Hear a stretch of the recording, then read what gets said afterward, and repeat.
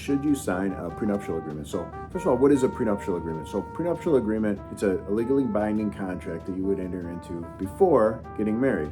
Hopefully not the day before, right? Because that's gonna run into trouble. Starts to sound like it was done under duress or just not enough time to prepare or no choice activity here. But so sometime before, a month before, a few months before you get married, you enter into a contract. In Michigan and most states, they're legally binding. So it's something to consider if you have assets and things to protect. Now, if you're both a couple of 20-year-olds and don't own anything and don't have anything, then of course you wouldn't worry about it. But if you have assets to protect, a lot of times it might be your second marriage or you're getting married later in life.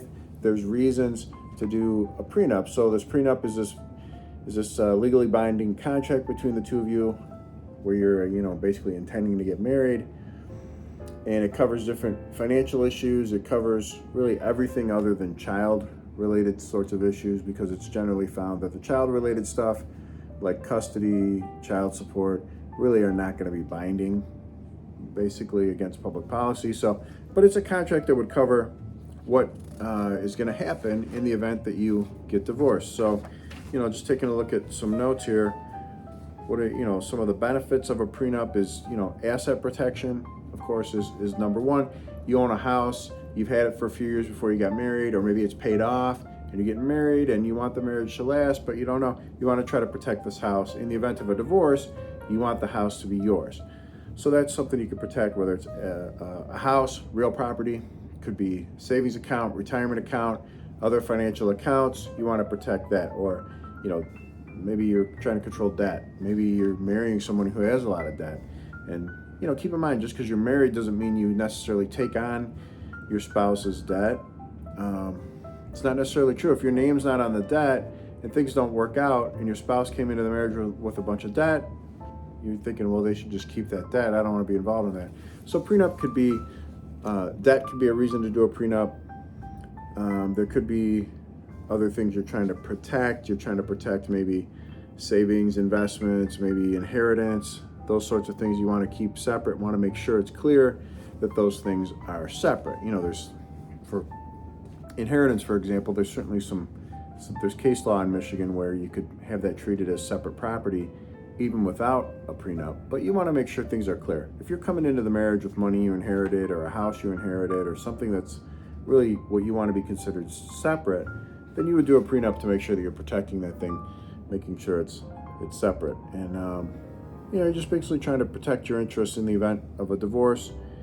You're really not going to be able to protect things, like we said, I can't really protect things like covering what's going to happen with kids or custody or parenting time or what child support I'm going to have. But you could have something in there that says that you're not going to pay any spousal support, otherwise known as alimony.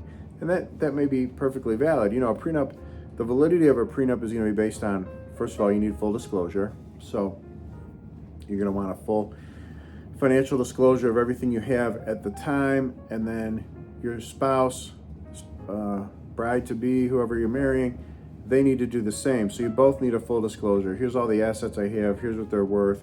Here's what this all looks like. Maybe I own a business or a house or whatever it might be. I have to disclose all that. If I'm not doing a full disclosure, I'm going to run into trouble right away with enforcement later. So I need full disclosure, both parties. And, from there, you want to make sure that as far as validity, as far as enforceability later, it needs to be reasonable. A prenuptial agreement needs to be reasonable at the time you sign it and has to be considered reasonable later. So is it reasonable that it says there's no spousal support? Well, maybe not. I mean, it might be reasonable if it's only been a couple of years, but if you've been married 20 years down the road, you do a prenup that says you're never going to pay any spousal support, and now you've been married 20 years and you're getting divorced, that could be construed as unreasonable later. So you might want to put something in there, and you'll see people do this at, after a certain number of years, then you would start paying some spousal support. So a prenup can help you protect some of these things, put some of these things in place, give you some certainty for your future based on what's going to happen later. What can you expect in the event of a divorce? So you'd want to consult with an attorney. Ideally, you'd want your spouse to also consult with an attorney. Not required to have an attorney for it to be valid. Spouse, your wife, whoever it is, your fiance, they're not required to have a lawyer, before they review it and sign it. They're not required to have a lawyer present, but it's good that they got legal advice. You would want to suggest that they should get legal advice. Tell them that they should be getting legal advice. That's going to help protect you too, that you had the document drafted, you did full disclosure, you followed all the rules, and you told your spouse that they should get advice from an attorney. Those are all things that are going to help the validity later. So you want to meet with an attorney before doing this whole process. Talk to them about exactly what's required for enforcement, because you want to make sure you're going to do a prenup. You need it to be something that's going to be enforceable later. You don't want to rush into doing one that really isn't going to work, isn't going to hold up later. So hopefully that helps.